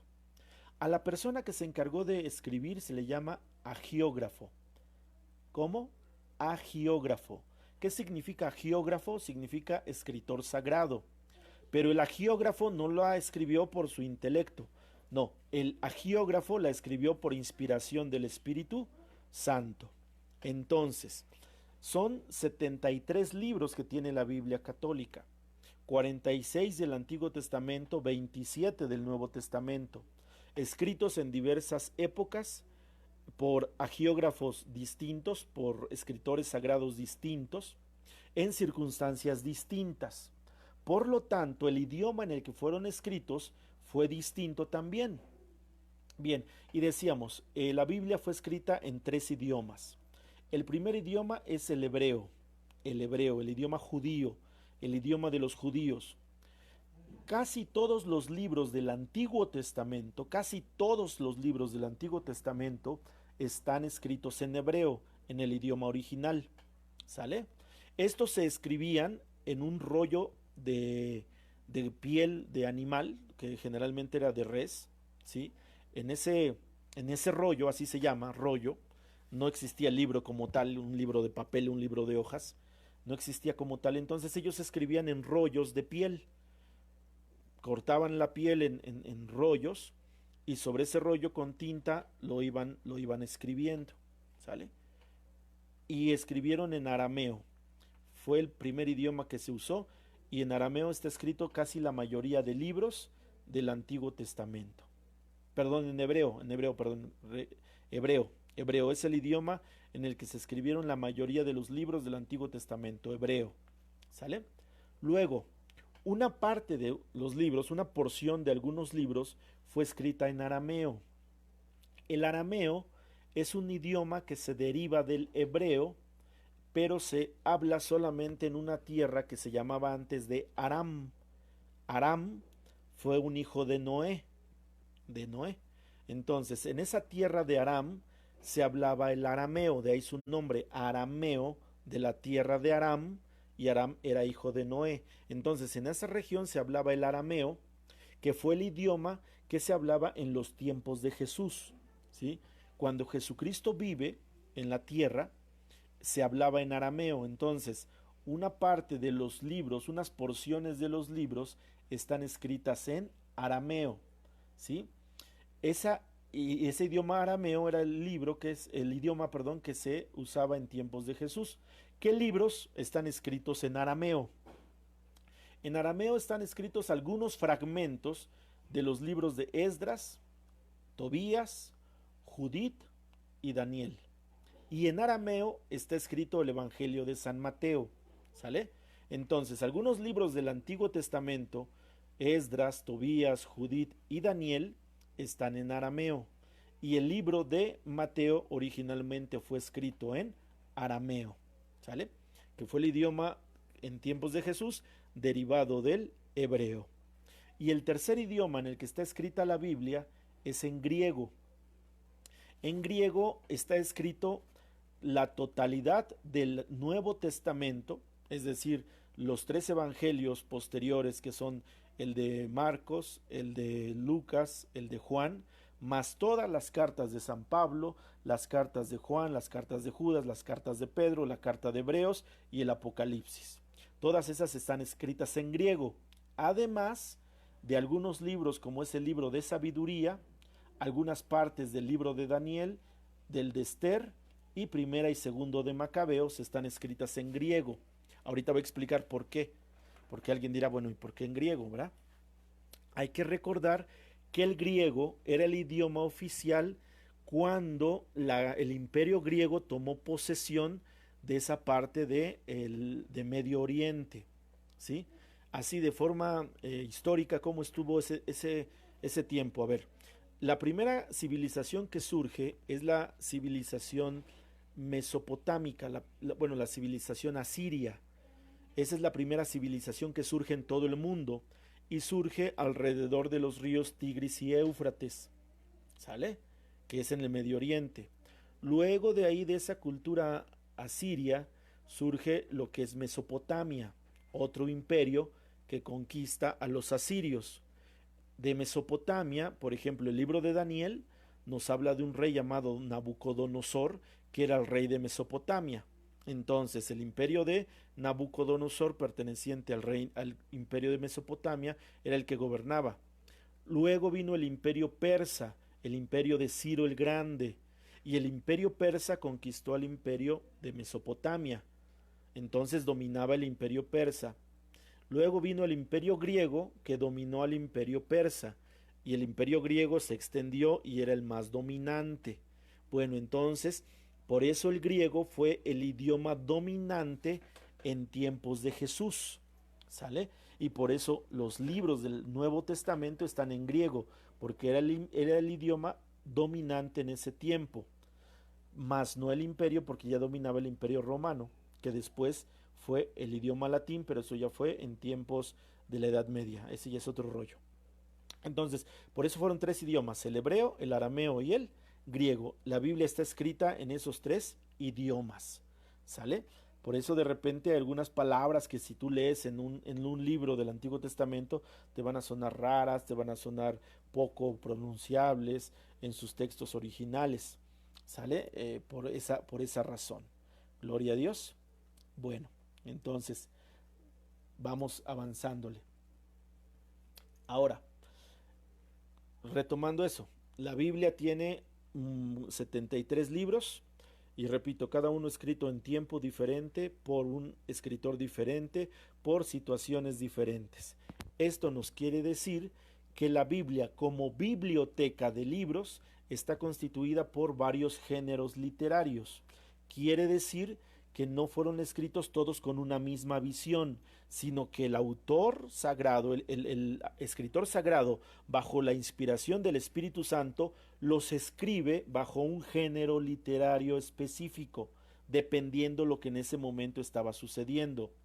Por ejemplo, el primer género literario que se identifica en la Biblia son libros de historia, libros históricos. ¿Cuáles son los libros históricos? Pues el libro del Éxodo, el libro de Josué, el libro de Primera y Segunda de Reyes. Son libros históricos porque nos narran de forma cronológica los hechos que sucedieron en el pueblo de Dios.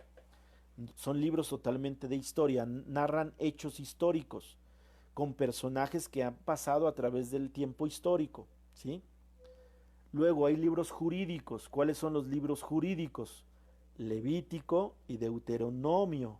Son libros jurídicos, es decir, libros que explican leyes, libros que explican cómo se constituye la ley, cuál es la jerarquía de la ley, cuál era el reglamento que se tenía que vivir en aquella época. El libro del Levítico y el libro del Deuteronomio son libros jurídicos, donde vienen las reglas, las normas. Por ejemplo, en el libro del Levítico vamos a encontrar cuánto tenía que medir en ese tiempo la tienda del encuentro. Decía cómo se tenían que vestir los sacerdotes, decía cómo se tenían que purificar la persona de pecado, decía cómo se tenía que tratar a los maridos, a las esposas, a los esclavos, a los hijos. ¿Sale? Libros jurídicos. Otro género literario son los libros proféticos, libros que anuncian un mensaje de Dios, libros que proclaman un mensaje de Dios. Tenemos a los profetas, a los grandes profetas y a los profetas menores: Isaías, Jeremías, Ezequiel, Daniel, Joel, Nahum, Zacarías, Malaquías, etcétera. Libros proféticos que están anunciando lo que Dios va a hacer por su pueblo.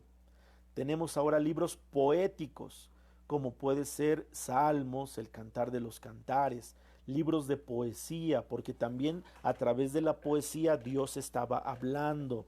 Los salmos son cantos, son poemas cantados, son poemas con música, es arte. Entonces los salmos es un libro poético, el Cantar de los Cantares es otro libro poético, ¿sale? Que pertenecen a la poesía, que es otro género literario.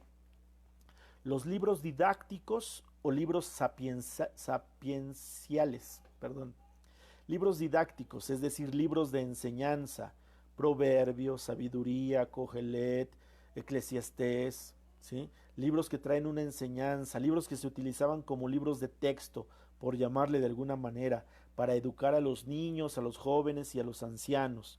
También esos están en la Biblia. Luego otro tipo de literatura que se entiende en la Biblia son en este caso la literatura epistolar, es decir, las cartas del Nuevo Testamento son epístolas, son cartas que se escriben de un destinatario, de una persona a un destinatario. Una persona escribe a otra para darle consejo, para enseñarle, para prevenirlo, como hacía San Pablo en sus cartas, donde exhortaba, donde enseñaba, donde prevenía a las diferentes ciudades a donde escribía. Y otro tipo de género literario es la literatura apocalíptica. La literatura apocalíptica quiere decir literatura a través de símbolos, no de cosas trágicas, no de susto, no de miedo, no, a través de símbolos. La literatura apocalíptica es una literatura a través de símbolos, donde se usan símbolos para describir muchas veces los contextos de aquel tiempo. Entonces tenemos géneros literarios en la Biblia que permiten comprender por qué fueron escritos, para qué fueron escritos, qué tipo de mensaje se dio. Rápidamente, ¿qué géneros literarios se ocupan en la Biblia? Libros históricos, libros jurídicos, libros proféticos, libros poéticos, libros didácticos, libros epistolares o libros apocalípticos. ¿Sale? Entonces la Biblia tiene toda esa gama de géneros literarios. Amén. ¿Saben? Dudas, comentarios, mándenme un mensajito a través del chat para poder explicárselos. ¿Ok? Bueno, vamos a entrar a la parte ya final del tema, de la formación de hoy. Repito, para las personas que se sintonizaron después, estamos iniciando con esta formación del día de hoy la segunda temporada de formación. La primera temporada de formación fue de la Pascua al Pentecostés. Fueron 7 semanas de primera formación que nos fueron preparando para el Pentecostés. Desde la santidad juvenil que revisamos en el primer tema, hasta el Pentecostés, signo de una iglesia joven. Todos esos pertenecen a la primera temporada. La segunda temporada inicia hoy. La segunda temporada se llama Conocimiento Bíblico y el tema de esta segunda temporada, el primer tema de la segunda temporada es el de hoy, que se llama Conociendo mi Biblia. ¿Sale? Entonces, vamos a tratar durante 7 semanas temas de la Biblia, cómo está compuesta la Biblia, cómo se integra, cómo se lee, etcétera. ¿Sale? Para que no se vayan a perder la secuencia. Ahora, entonces, hace ratito mi hermana Verónica Palomé, que me preguntaba cuáles son las mejores versiones de la Biblia. Bueno, vamos a cerrar con esto, con versiones de la Biblia. Vamos a hablar de 3 versiones de la Biblia de manera histórica. ¿sí? La Biblia tiene tres versiones históricas. Quiere decir que son tres versiones que se dieron desde que nace la Biblia hasta que llega a la Iglesia Católica. Son tres versiones. La primera versión se llama versión masorética, ¿sí? O Biblia masorética, versión masorética o Biblia masorética, ¿sale? Suena raro el nombre, masorético. Ujú. ¿Por qué se le llama Biblia masorética? Bien, esta Biblia masorética recibe el nombre por lo siguiente. Antes leo el comentario de Ale Lira que dice: amigo, ¿la Biblia se puede subrayar? Es que había un padre que nos decía que sí. Bien, voy a responder eso ahorita mismo para que no queden dudas. La Biblia sí se puede subrayar. O sea, sí se puede subrayar. Te voy a mostrar una parte. Voy a mostrar esta Biblia mía. Fue de las primeras Biblias que usé. Espero se vea. Espero se vea en alguna parte. Ahorita se las enseño. Tengo ya mi Biblia con cierto tiempo esta Biblia que tengo aquí en mis manos tendrá como 20 años conmigo, ¿sí? No sé si se distinga, está subrayada, subrayada con marcatextos, ¿sale? Bien, ¿sí? Sí se puede subrayar la Biblia. ¿Por qué? Porque a través de eso, de esa palabra que el Señor te está dando, tú tienes que sacar un mensaje, tienes que extraer la esencia del mensaje. Eh, Tú me vas a entender muy bien, estás estudiando para maestra en español, me vas a entender perfectamente cuando digo que lo que lees tiene que causar impacto en ti, tienes que vivirlo, tienes que atesorarlo. Entonces, muchas veces al momento de leerlo, hay frases, hay palabras que se nos quedan y que son las palabras clave para poder entender el mensaje. Las podemos subrayar, ¿sí? Sí se puede subrayar la Biblia, yo lo recomiendo. De hecho, los grandes maestros de Biblia, como Pepe Prado, por ejemplo, mis respetos para Pepe Prado, yo creo que es de los contemporáneos uno de los grandes maestros de Biblia, sobre todo porque es laico, porque su formación es laica, y ha participado en la traducción de muchas versiones. Él una vez mostraba su Biblia y su Biblia viene llena de partes subrayadas, partes con marcatextos. Sí se puede subrayar la Biblia, ¿sale? Entonces, decíamos que la Biblia ha tenido a través de la historia tres versiones. La primera de ellas se llama Biblia masorética. Bien, esta es la Biblia que se usaba en Israel, en el pueblo de Israel, ahí donde está ahora el país de Israel, en ese lugar a donde llegó Moisés, a ese lugar donde se estableció Jerusalén y todas las ciudades a su alrededor. Ahí usaban una Biblia masorética y la usaban los judíos que vivían, que nacían y vivían en esa región. Se le llama, se le llama masorética porque lo que decía yo hace un momento, esos judíos no usaban vocales para escribirla. Esos judíos únicamente usaban consonantes. Entonces, si hacemos una lectura sin vocales, es una lectura muy compleja. Entonces, para que se pudiera leer, para que se pudiera leer con vocales, los masoretas eran traductores, porque antes la Biblia se traducía de persona en persona, se escribía a mano, ¿eh? No había imprenta, no había máquinas, entonces una Biblia se traducía, se copiaba a mano. Entonces, a través del tiempo, la Biblia que se escribía solamente con consonantes, a través del tiempo se le tuvieron que poner puntitos alrededor de esas letras para que se representaran las vocales. Quienes hacían esa traducción se llamaban masoretas, es decir, traductores. Y entonces por eso se le quedó como nombre la Biblia masorética, porque era la Biblia traducida del hebreo original y que usaban los hebreos que vivían en la región central de Israel, donde está Jerusalén y las ciudades aledañas. Los judíos que se quedaron a vivir ahí, porque ustedes deben de recordar que que los judíos sufrieron dos deportaciones, primeramente con los asirios y después con los babilonios. Cuando llegaron estos imperios a conquistar Jerusalén y toda la tierra de Israel, se llevaron a la gran parte de ciudadanos se los llevaron a Mesopotamia, se los llevaron a Babilonia, ¿sí? Y solamente se quedaron en Israel los más pobres, los que ya no tenían nada. A esos hombres los dejaron. Bueno, esos que se quedaron ahí fueron los que escribieron la Biblia masorética.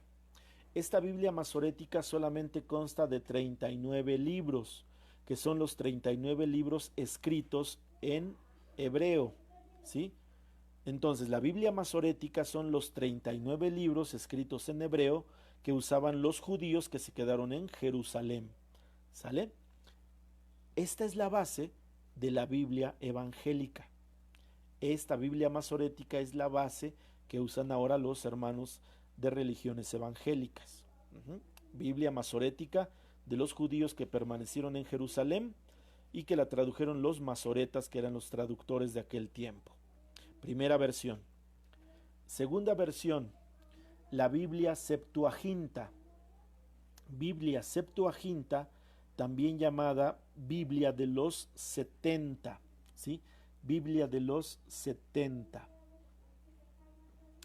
Esta Biblia de los 70 o Biblia Septuaginta fue la Biblia que usaban los judíos que vivían fuera de Jerusalén, fuera de Israel, es decir, los judíos que habían sido deportados.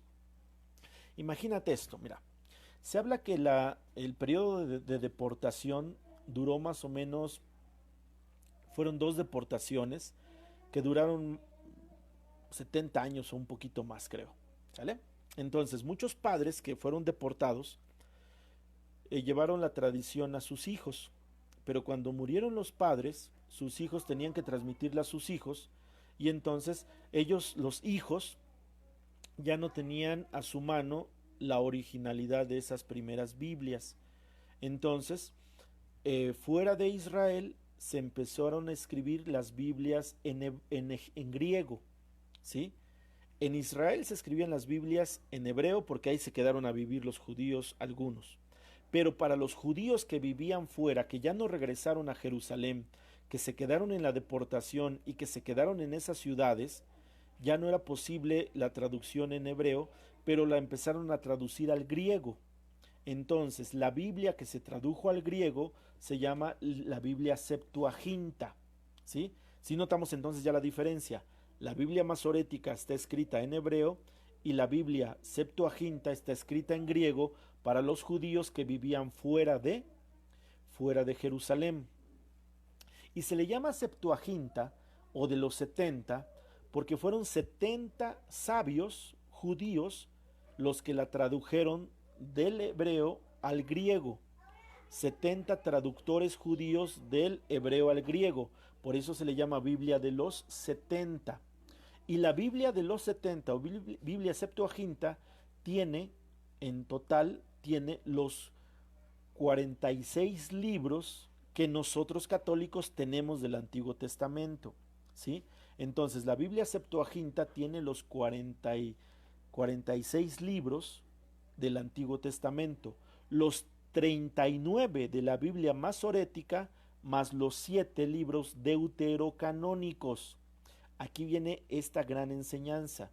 Esos 7 libros llamados deuterocanónicos son libros que la tradición judía se los llevó de Israel a los judíos que vivían fuera. A ver, te voy a poner un ejemplo, una analogía para que comprendamos. Vamos a suponer que hay papás que están en México, pero por alguna situación tienen que emigrar a Estados Unidos por cuestiones de trabajo. Entonces, esos papás que van a Estados Unidos, o esas personas que van a Estados Unidos, tienen sus raíces en México y se llevan enseñanzas, se llevan tradiciones, se llevan costumbres de México a Estados Unidos. Y en Estados Unidos nacen sus hijos. Sus hijos nacen en Estados Unidos, pero no conocen México. Entonces los papás les enseñan a esos hijos nacidos fuera las tradiciones, costumbres y enseñanzas que aprendieron en México. Y ese niño que nace en Estados Unidos, aunque no conoce México, lo conoce por la tradición de sus padres, por la enseñanza de sus padres. Ese niño va a hablar español porque sus papás se lo enseñan, aunque él hable inglés por vivir en Estados Unidos. Y ese hijo a su vez va a tener hijos que ya no conocieron quizás el idioma español, pero que lo aprenden porque viene como una enseñanza de generación en generación. Bueno, así sucedió igual con los judíos de la diáspora. La palabra diáspora quiere decir los judíos que fueron deportados a otra ciudad extranjera. Entonces, los judíos de la diáspora, los que vivían fuera de Jerusalén, enseñaron a sus hijos tradiciones orales de 7 libros. Esos 7 libros que nosotros llamamos deuterocanónicos. ¿Cuáles son los 7 libros deuterocanónicos? Es libro de Daniel, una parte del libro de Daniel, una parte del libro de Esther, el libro de Sabiduría, el libro de Eclesiastés, el libro de Tobías, el libro de Primera de Macabeos, libro de Segunda de Macabeos, ¿sale? Y el libro de Baruch, me parece. Por eso son 7, las otras son solamente fragmentos. Son 7 libros entonces que se llaman deuterocanónicos. La palabra deutero quiere decir segundo, canónicos, canon, quiere decir que pertenecen a un segundo canon. Entonces, estos 7 libros hacen la diferencia de una Biblia católica con una Biblia evangélica. Entonces, repito, la Biblia masorética dio origen a la Biblia evangélica con 39 libros que provenían de los judíos que vivían en Jerusalén.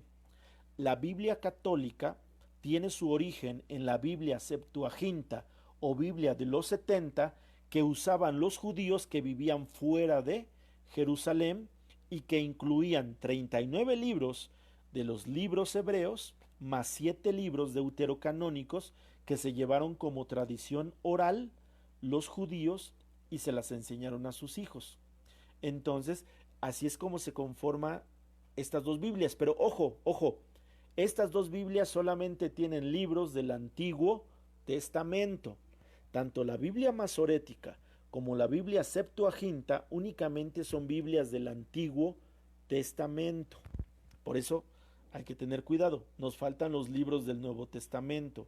¿En dónde están contenidos esos libros del Nuevo Testamento? En una tercera versión llamada la Biblia Vulgata. ¿Qué es la Biblia Vulgata? La Biblia que se escribe en latín, que la escribe la Iglesia Católica por órdenes del Papa Dámaso. El Papa Dámaso le encarga a San Jerónimo que traduzca la Biblia del hebreo al latín, del griego al latín, y que en esa Biblia se pongan los libros tanto del Antiguo Testamento más los libros del Nuevo Testamento, y entonces en la Biblia Vulgata tenemos ya 73 libros, 46 del Antiguo Testamento tomados de la Biblia Septuaginta y 27 del Nuevo Testamento, que incluyen los 4 evangelios más las 23 cartas. Entonces es así como se conforma la Biblia Vulgata, Biblia escrita en latín, que era el idioma oficial de la Iglesia Católica cuando la Iglesia se establece en Roma por medio de San Pedro y de San Pablo, ¿sí? Entonces la Iglesia en ese tiempo fue recopilando. Ahora, la Biblia se mantiene como Biblia, o se da como oficialmente como Biblia hasta el año 394 en el Concilio de Calcedonia, donde los obispos de aquel tiempo establecen cuáles son los libros canónicos, los que gozan de esa enseñanza dictada por el Espíritu Santo, y dicen son los libros del Antiguo Testamento, de la Septuaginta, más estas cartas. Y entonces dan en total 73 libros, que son los libros que traduce San Jerónimo del hebreo, del arameo, del griego al latín. ¿Sale? Y entonces en el siglo IV después de Cristo, nace la Biblia católica. Entonces la pregunta para mis hermanos que les gusta esto: la Biblia evangélica, ¿quién la tradujo? No fue Martín Lutero. Martín Lutero la toma de la traducción existente primero de la Vulgata, pero después le quita 7 libros cuando la traduce al alemán, ¿sí? Aunque también toma textos hebreos y textos griegos, pero ya evidentemente la Biblia ya estaba incompleta, ¿sale? Espero haberme explicado en esta parte. Y entonces esas son las 3 versiones históricas. ¿Qué significa la palabra Vulgata? La palabra Vulgata significa versión del pueblo, es decir, la Biblia que se usaba para enseñar al pueblo dentro de la Iglesia Católica en aquel tiempo. ¿Sale? Entonces tenemos esas 3 versiones históricas: la Biblia masorética, la Biblia Septuaginta o de los 70 y la Biblia Vulgata. 3 versiones históricas. Y ahora, en nuestros tiempos, ya tenemos Biblias en español que han sufrido la traducción, ya precisamente a través del tiempo se han traducido, se han actualizado hasta el idioma, en este caso de nosotros, en el idioma español, ¿sale? En el idioma que nosotros hablamos. Evidentemente, entonces, esta Biblia que tenemos en español, pues ha sufrido algunas traducciones, pero todas surgen de las Biblias anteriores, de las 3 Biblias históricas que les acabo de comentar. Las traducciones de las Biblias actuales surgen de esas traducciones de las 3 Biblias históricas que les acabo de comentar, ¿sale? Bueno, ahora sí, para responder a la pregunta de mi hermana Verónica Palomeque, ¿qué versión de Biblia es la mejor?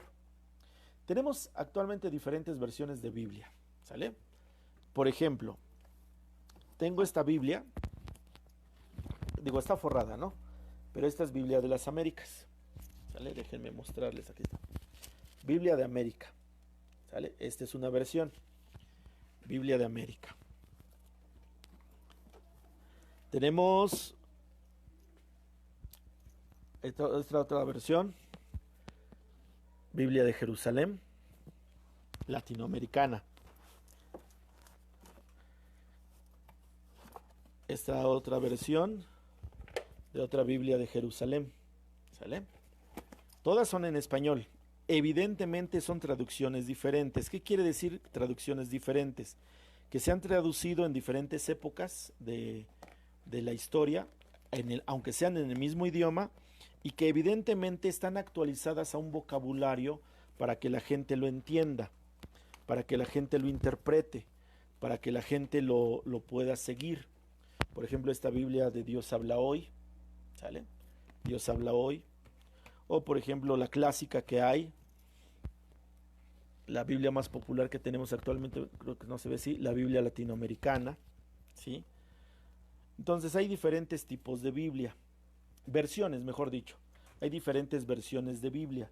Estas, aunque son en español, como les decía yo, se han traducido por diferentes etapas históricas o en diferentes países, porque sabemos que el español, aunque se hable el idioma español en México, es diferente al español que se habla en España, es diferente al español que se habla en Argentina, es diferente al español que se habla en el Caribe, en Cuba, en República Dominicana, que por cierto les mando un saludo a mis hermanos dominicanos, gracias, sigo muy agradecidos con ustedes y espero algún día volverlos a visitar, hermanos. Y entonces, hay diferentes versiones. ¿Cuáles son las versiones más comunes? No sé qué Biblia tengas tú en tu casa. A ver, mándame un mensajito y dime qué Biblia tienes tú en tu casa. ¿Qué Biblia ocupas?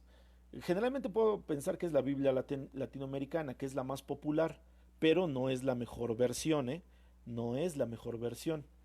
Eh, ¿Cuál es el problema de una traducción?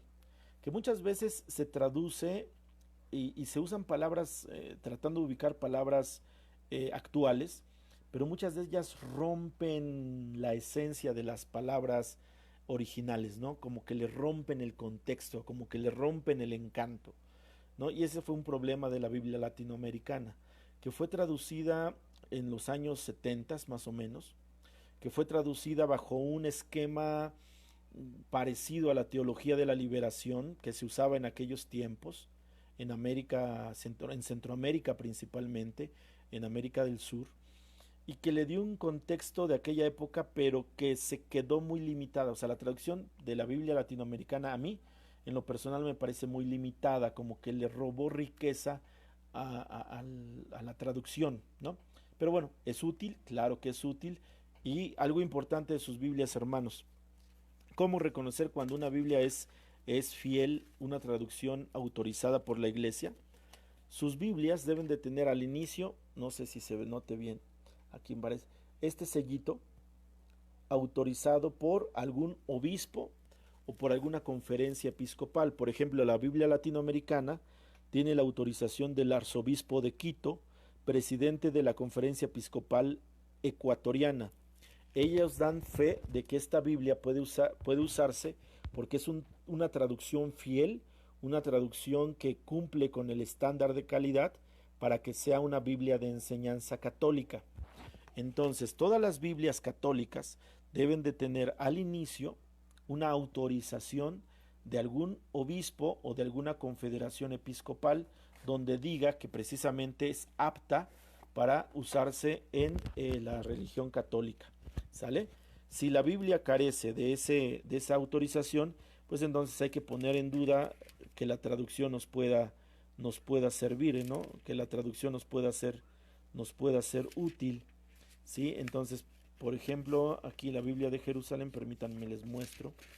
Aquí tiene la autorización de el doctor José Ramón Sheffield Amexaga, sacerdote jesuita. Esta es la trae más sencilla. No parece que no se ve. Sí, aquí se ve. Es una autorización más sencillita. Sale, entonces chequen que sus Biblias traigan la autorización del obispo o de la conferencia episcopal para que sepan que es una Biblia católica. Y entonces la Biblia católica va a tener 73 libros, divididos 46 del Antiguo Testamento, donde se incluyen los deuterocanónicos, y 27 del Nuevo Testamento. ¿Sale? Y por ejemplo, ¿qué versiones tenemos?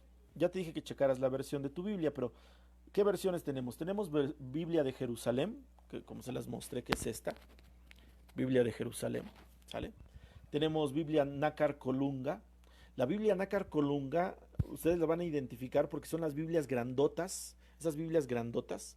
Yo no la tengo aquí en este librero, la tengo en otro lado, porque está muy grande y es muy pesada. Las Biblias grandotas que luego les pasan a ofrecer, es una versión española muy buena esa Biblia Nácar Colunga, nada más que como es muy grandota, pues cuesta trabajo llevarla. Evidentemente hay Biblias de bolsillo, Nácar Colunga también. Tenemos Biblia Torres Amat, que es otra traducción también muy fiel, española, Biblia Torres Amat. Tenemos Biblia de Navarra, que también es otra traducción española, muy buena, la Biblia de Navarra, ¿sí? Tenemos la Biblia misionera, ¿sí? La Biblia misionera es otra versión que usan, por ejemplo, los misioneros servidores de la palabra. Esa Biblia misionera es la versión también de Dios habla hoy, ¿sí? También esa es otra versión Dios habla hoy, que es una Biblia ecuménica. Esa versión de Dios habla hoy fue hecha para encuentros ecuménicos, para estudios ecuménicos, es decir, para estudios entre la religión católica y la religión evangélica, también muy buena. Aunque algunos allí tienen sus dudas, que porque dicen que fue impresa por Sociedades Bíblicas Unidas, que es evangélica y que trae algunos detallitos, pero se me hace una traducción buena también. Tenemos la Biblia de América, que ya les enseñé hace un momentito, la Biblia del Peregrino, la Biblia del Peregrino también, Biblia para jóvenes, también hay una versión muy popular de Biblia para jóvenes, la Biblia latinoamericana, que es la versión más popular, hay una versión de Biblia de Jerusalén, versión latinoamericana, que les mostré hace un ratito, y les decía Biblia versión Dios habla hoy, y de ella han surgido otras versiones, por ejemplo la Biblia carismática, la Biblia de la nueva evangelización, Biblia para mujeres, Biblia para esposos, etcétera. Pero bueno, hay infinidad de versiones. Ya te di las pistas para que reconozcas que una Biblia es católica, que sería el imprimatur. Ahora, si me preguntan a mí qué Biblia es la mejor, para estudio, la Biblia que me parece mejor es la Biblia de Jerusalén. La Biblia de Jerusalén es la que a mí me gusta más para estudio, pero también hay que reconocer que es muy compleja porque guarda todavía palabras que provienen de manera original del hebreo, del griego, y que de alguna manera pues son difíciles para nuestra interpretación. Recuerden que pues la cultura oriental, que es en la que está escrita la Biblia, la cultura oriental es muy diferente a la cultura latina, que es la que nosotros tenemos, y evidentemente ahí surge algún problema de interpretación. pero también otras Biblias buenas que se pueden usar para una lectura más de comprensión. La Biblia de América se me hace una versión muy buena. La Biblia Dios habla hoy también se me hace una versión muy buena. ¿Sale? Les digo, a mí no me gusta tanto la traducción de la Biblia latinoamericana. Hay gente que le va a gustar, sí, es sencilla de entender, sí, no es tan profunda como para un estudio, pero sí para una comprensión, también les puede llamar la atención, ¿no? Entonces esas son las Biblias que yo recomiendo, o al menos las que a mí me gustan y que me han servido, ¿no? Para poder pues llevar a cabo la formación y la prédica cuando es necesario. Y pues con esto terminamos esta primera formación juvenil, la formación del día de hoy, conociendo mi Biblia. Espero que haya servido, espero que les haya servido para que entonces ya la siguiente sesión, ya cada vez vayamos más entrando en materia, cada vez vayamos profundizando un poco más sobre el conocimiento bíblico, para que podamos pues hacernos una idea de que la Biblia es parte de nuestra vida y se tiene que hacer vida en nosotros, y que no nada más la Biblia es un libro de cultura general, la Biblia no es nada más un libro de historia, la Biblia no es una novela, la Biblia es la palabra de Dios, la Biblia es la palabra del Señor, la Sagrada Escritura, que tiene que guiarnos en nuestro caminar para alcanzar la salvación. Y con esto motivarlos, chicos, jóvenes, señores, señoras, señoritas, abuelitos, abuelitas, motivarlos a que lean la palabra, que no seamos católicos ignorantes, porque dice un dicho, católico ignorante, futuro perdido, ¿no? Futuro protestante, pero no, otra cosa que quiero aclarar y lo digo con mucho amor y respeto, tengo muchos amigos, hermanos protestantes que quiero, que aprecio, que admiro. No soy yo apologeta, no soy apologista. Yo no me voy a pelear con mis hermanos de otras religiones, al contrario, podemos dialogar, podemos platicar, podemos respetarnos en nuestras diferentes formas de ver la fe, pero algo importante es que la Biblia no sirve para pelear, la Biblia no sirve para dividir, la Biblia tiene que unir y nos tiene que llevar a un punto de hermandad, de fraternidad, donde sí hay diferencias teológicas, sí hay diferencias doctrinales, pero no hay diferencias humanas, ¿sí? No hay diferencias humanas. Hay que recordar aquel texto bíblico que dijo el Señor, tengo ovejas que no son de este redil. Evidentemente se refiere también a otras religiones no cristianas, ¿no? Pero eso ya es otro asunto. A lo que yo quiero llegar es que no es por pelear, no soy apologeta, no soy apologista, conozco un poco de estas áreas, pero la Biblia tiene que hacerse vida en mí antes de juzgar al otro. La Biblia tiene que cambiarme a mí, transformarme a mí, antes de querer pelear o juzgar con el otro. Que eso sí es bien, bien, bien claro, ¿no? Les mando un saludo, un abrazo a todos ustedes. Si hubiera alguna preguntita, si hubiera algún testimonio, si hubiera alguna, algún comentario, pues súbanlo. Súbanlo aquí. La mayoría me está mencionando que tiene Biblia latinoamericana, Biblia de jóvenes, Biblia latinoamericana, una Biblia de Jerusalén, otra Biblia de Jerusalén, Biblia latinoamericana, latinoamericana. Otra pregunta, pero no me dicen cuál es.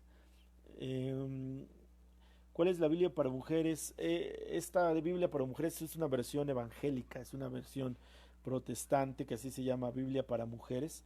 ¿Cuál es la diferencia? Que únicamente trae textos subrayados, resaltados, donde se note la heroicidad de alguna mujer, aparte de traer algunos consejos para la mujer, algunos tips de belleza, algunos tips de oración por el esposo, de oración por los hijos, de oración por el noviazgo, pero es una versión evangélica, ¿sale? Esa Biblia de las mujeres por la que me preguntan. ¿Qué días y qué horarios da los temas? Los temas los estamos dando los días viernes a las 9 de la noche por esta página de la Renovación Carismática Católica en el Espíritu Santo, RCCCS, Diócesis Valle de Chalco. Todos los viernes, Dios mediante, a las 9 de la noche estamos dando estas pláticas, estos pequeños talleres, ¿sale? Agradezco a todos hermanos, hay aquí su atención, agradezco a todos su participación, oren por este servidor, como decía el Papa Francisco, como lo pidió nuestro coordinador diocesano en el Pentecostés, oren por este servidor, Que el Señor nos inspire, que el Señor nos dé fuerza, que el Señor nos guíe para poder seguir formando, para seguir colaborando. Y yo también oraré por sus necesidades, por ustedes, por estas situaciones que estamos viviendo, pero pues sigamos confiando en el Señor, sigamos confiando en esa gran misericordia que Él tiene, sigamos confiando en ese gran poder del amor de Dios. Y si conocemos su palabra, mucho mejor. ¿Por qué? Porque su palabra nos va a servir precisamente para fortalecer nuestra fe. La palabra del Señor nos va a servir precisamente para hacer de esta fe una fe más sólida, conocer el plan de Dios, conocer el poder del Señor, conocer esa gracia del Señor Todopoderoso, ¿sale? Entonces, pues me despido, que Dios los bendiga mucho, que Dios los colme de bendiciones, que Dios los lleve por ese camino de santidad al que todos estamos llamados, y pues desde este lugar les mando un saludo, y pues nos retiramos con la oración que hacemos generalmente, y también algo importante, no se los dije ahorita, pero se los voy preparando. Cada vez que vayamos a leer la palabra hay que orar. Cada vez que vayamos a leer la palabra del Señor hay que hacer oración, precisamente para que el Espíritu Santo nos ilumine y comprendamos la verdad revelada de su palabra. ¿Sale? Bueno, pues entonces hacemos nuestra oración final. En el nombre del Padre, del Hijo y del Espíritu Santo. Amén. Te damos gracias, Padre, por este día que nos permitiste compartir. Permite que el Espíritu Santo sople en nosotros el don de la sabiduría para poder comprender tu palabra, el plan que tienes para nosotros y cómo servirte fielmente. Líbranos de los peligros, líbranos de la enfermedad, líbranos de las acechanzas del mal, protégenos con el poder de tu nombre. Me cubro, me sello y me protejo con la sangre de Jesucristo el Señor, para que nada ni nadie me cause ningún daño a mí, a mi familia y a mis posesiones. Me cubro, me sello y me protejo con la sangre de Jesucristo el Señor, para que nada ni nadie me cause daño a mí, a mi familia y a mis posesiones. Me cubro, me sello y me protejo con la sangre de Jesucristo el Señor, para que nada ni nadie me cause daño a mí, a mi familia y a mis posesiones. En el nombre del Padre, del Hijo y del Espíritu Santo. Amén. Bueno, hermanos, que el Señor les bendiga a todos ustedes, que el Señor los lleve por buen camino, que el Señor los cobije, que el Señor les dé su paz y su amor. Nos estamos viendo hasta el próximo viernes, primeramente con la gracia del Señor, y no se les olvide siempre, siempre, siempre, todos los días leer una parte de la Biblia para conocer el plan del Señor. Muy buenas noches y muchas gracias a ustedes.